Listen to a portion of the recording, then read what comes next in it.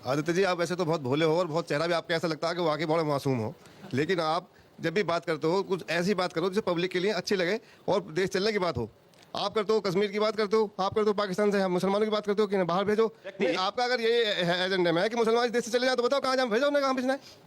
अगर आपका यही है भाई, आप तो योगी हो, आप तो कम से कम उनको आशीर्वाद दो, सारे देश के लिए सब फूल है आपके बराबर आपके लिए। मैंने ये तो नहीं कहा कि मुसलमानों को पाकिस्तान भेज दीजिए। मैंने ये कहा भारत के प्रत्येक नागरिक को सुरक्षा प्रदान करना सरकार की जिम्मेदारी है और भारत की मोदी सरकार इस कार्य का निर्वहन कर रही है।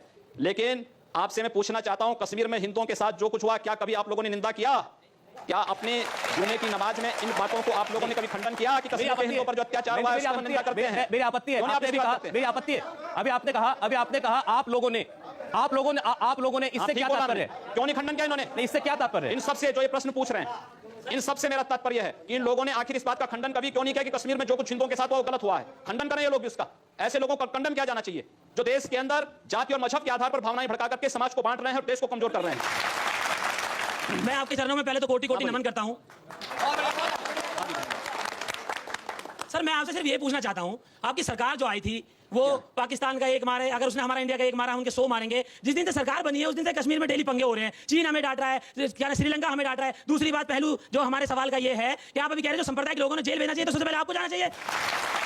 आज सीमा पर पाकिस्तान गोलीबारी करता है तो उसका जवाब मोटारों से भारत की सेना करती है और पाकिस्तान दुनिया के अंदर चिल्लाता भागता फिरता है। यह भारत की मजबूत विदेश नीति को प्रदर्शित करता है और भारत की सुरक्षा को प्रदर्शित करता है। आज चीन भारत की सीमा में घुसने का दुस्साहस नहीं करता है। यमन में फंसे हुए भारतीयों को वापस लाने के लिए जिस तेजी के साथ वहां पर राहत कार्य भारत ने किया है, दुनिया के अंदर एक मिसाल प्रस्तुत किया है। क्या इससे पहले कभी हुआ है? आप लोगों को धन्यवाद करना चाहिए मोदी जी का और कम से कम नतमस्तक होना चाहिए उनके चरणों में कि कम से कम देश के प्रत्येक नागरिक को सुरक्षा की व्यवस्था उन्होंने की है, प्रत्येक नागरिक का सम्मान उन्होंने दिलाया है। एक ब्रेक के लिए रुकेंगे और ब्रेक के बाद हम महेंद्र आदित्यनाथ जी से ये जानने की कोशिश करेंगे कि जो बातें वो कह रहे हैं अगर वो इतनी अच्छी हैं और राष्ट्र के लिए इतनी जरूरी हैं, तो फिर प्रधानमंत्री मोदी को अलग अलग मंचों से, कभी पार्लियामेंट में भी इनके बयानों पर सफाई क्यों देनी पड़ती है, क्यों शर्मिंदगी उठानी पड़ती है, पूछेंगे। हम बात कर रहे हैं महेंद्र आदित्यनाथ से। बात हो रही है क्या इस सरकार के साथ साथ, विकास के एजेंडे के साथ साथ कोई दूसरा छिपा हुआ एजेंडा भी काम कर रहा है, जो सांस्कृतिक एजेंडा है, जो सामाजिक एजेंडा है, जिसमें हमें योगी आदित्यनाथ की बात भी सुनाई देती है। कभी आवाज आती है साक्षी महाराज की, कभी आवाज आती है साध्वी प्रज्ञा की, साध्वी निरंजना की।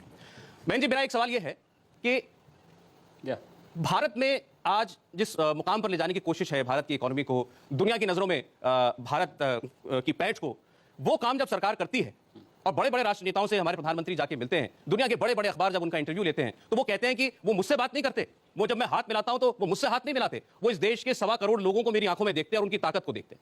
लेकिन वही दुनिया का सबसे ताकतवर मुल्क का नेता बराक ओबामा, वो भारत आते हैं, प्रधानमंत्री मोदी के साथ उनकी दोस्ती के चर्चे होते हैं और वो जाते जाते क्या कहते हैं कि भारत में धार्मिक सहिष्णुता घटी है।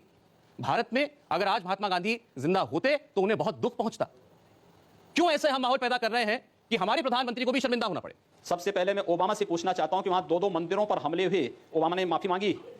दूसरा प्रश्न ये कि सबसे अधिक नस्ली भेदभाव तो अमेरिका के अंदर होते हैं और उस नस्ली भेदभाव की उपज ही है ओबामा। दूसरा ये कि भारत के अंदर हिंदू अगर नस्ली भेदभाव में विश्वास करता या मजहबी या मजहब के आधार पर या धर्म के आधार पर बांटने में विश्वास करता तो 1947 में ही आर पार हो गया होता। हिंदू से बड़ा सहिष्णु कोई नहीं। और हिंदुस्तान में अगर सेकुलरिज्म जिंदा है तो इसलिए क्योंकि हिंदू बाहुल्य भारत है, बहुसंख्यक यहाँ का हिंदू है, इसलिए है। हमें इसको भी स्वीकार करना चाहिए। इस बार मैं आपको प्रधानमंत्री के बयान सुनाता हूं और अब आप ये बताइए कि प्रधानमंत्री को ऐसा क्यों कहना पड़ा, बार बार ऐसा उनको क्यों कहना पड़ रहा है? सुनते। ठीक बात है। किसी को भी कानून हाथ में लेने का अधिकार नहीं होता है, किसी को भी संप्रदाय के आधार पर किसी के साथ डिस्क्रिमिनेशन करने का अधिकार नहीं होता है। मेरी जिम्मेवारी है, सरकार में बैठा हूं, सरकार कैसे चलेगी उसकी जिम्मेवारी है। और इसलिए मैं आपको कहना चाहता हूं और मैं बार बार कहता हुआ आया हूं, संप्रदाय के नाम पर अनाप शनाप बातें करने वालों को कहना चाहता हूं, हम एक रूपता के पक्षकार नहीं है, हम एकता के पक्षकार हैं। और सभी संप्रदायों का फलना फूलना ये भारत की धरती पर ही संभव होता है। ये भारत की विशेषता है। देश संविधान की मर्यादाओं के बाहर नहीं चल सकता है।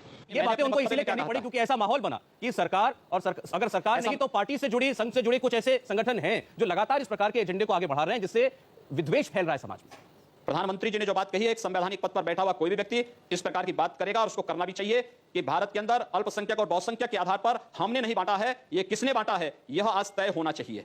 इस देश के अंदर आखिर अत्याचार और शोषण कहां से प्रारंभ होता है, यह भी तय होना चाहिए और इस पर निष्पक्ष चर्चा इस पे होनी चाहिए। आखिर इस देश के अंदर हिंदू बहुसंख्यक है, लेकिन निकाला जाता है भारत के अंदर, खाना बदोश की जिंदगी वो जीने के लिए मजबूर होता है।